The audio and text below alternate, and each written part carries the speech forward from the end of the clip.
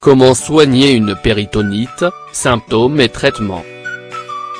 Vous aurez besoin de compresses, poche de glace, eau. Quels sont les symptômes d'une péritonite? Voici les symptômes ressentis par une personne souffrant de péritonite aiguë, violente douleur abdominale localisée ou étendue à tout l'abdomen. Vomissement, fièvre, frisson, essoufflement, pouls accéléré, tension basse. Sachez que si la douleur est localisée, le siège et le cœur de la douleur peuvent orienter vers la cause directe et son extension est généralement rapide. Si jamais la personne vomit, c'est que le transit intestinal est interrompu et enfin, s'il présente de la fièvre, ce sera le signe de la présence d'une infection. La présence d'une infection signale que la péritonite est généralisée. Si jamais vous, ou une tierce personne présente ces symptômes, appelez les urgences immédiatement car l'issue d'une péritonite généralisée non soignée est parfois mortelle. Quelles sont les causes d'une péritonite? Les causes de la péritonite peuvent être variées. Une bactérie, ce cas est relativement rare mais pas impossible. Cette inflammation importante n'est que très rarement provoquée par une contamination bactérienne directe. Atteinte des organes de l'abdomen. Si jamais une appendicite n'est pas prise en charge suffisamment tôt par exemple. Perforation d'une viscère, elle engendre une prolifération bactérienne au niveau de la membrane. Cela peut arriver lorsqu'un ulcère est percé. Dans la mesure où la péritonite provoque une hémorragie interne, ainsi qu'une occlusion intestinale, sachez qu'elle fait immédiatement figure d'urgence chirurgicale absolue. Encore une fois, si vous ou une tierce personne présentez ces symptômes, n'hésitez pas une seule seconde et appelez les urgences. Comment soigner une péritonite généralisée? Il faut aller à l'hôpital en urgence. Pour soigner une péritonite, le traitement médical préopératoire et post-opératoire comprend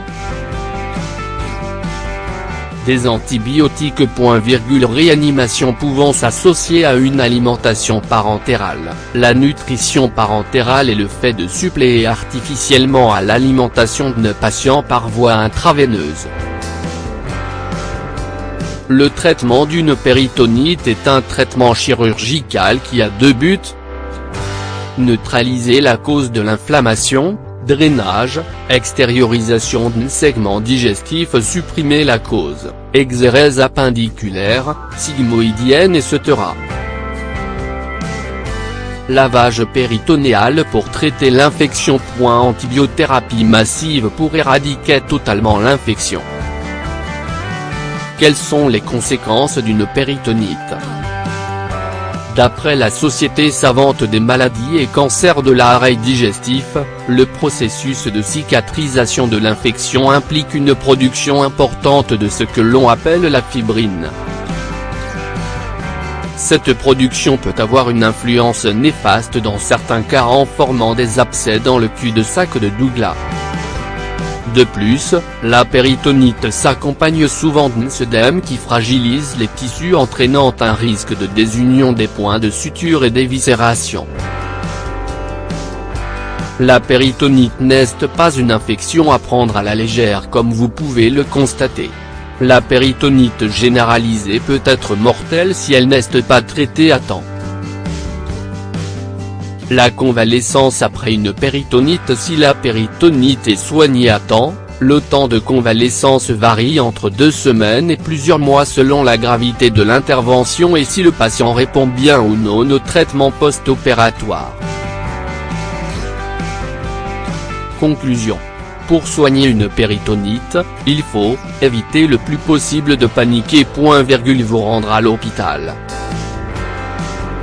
subir une opération chirurgicale, subir un lavage péritonéal pour traiter l'infection, suivre un traitement antibiotique massif, suivre un régime alimentaire adapté. Cet article est purement informatif, tout comme on n'a pas les capacités de prescrire de traitement médical ni réaliser de diagnostic. Nous vous invitons à vous rendre chez le médecin si vous présentez des gênes ou un mal-être. Si vous souhaitez lire plus d'articles semblables à comment soigner une péritonite, symptômes et traitements, nous vous recommandons notre catégorie maladies et effets secondaires. Conseil: appeler les urgences, aller à l'hôpital ou voir le médecin en urgence, ne paniquez pas, couchez la personne sur le dos.